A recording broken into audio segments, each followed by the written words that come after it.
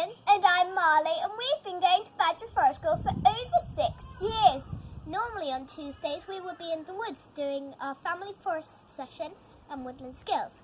But like everyone else, we're stuck at home. So we're inviting you to do a mini nature challenge with us. Today's nature challenge is going to be making mini nature rafts. You'll need some twine, a leaf for the sail, and some roughly the same size straight sticks. First, you layer out the sticks on the ground and tie them together with your twine. Then, you put another stick in between for your mast, and you put your leaf on as a sail. Here's one that we made earlier.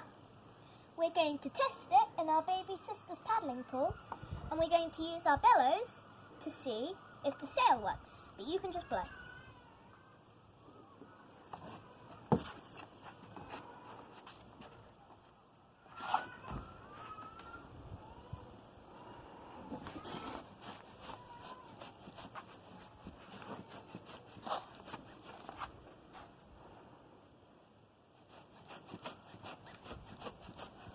Have fun making your nature rafts and post a picture in the comments below.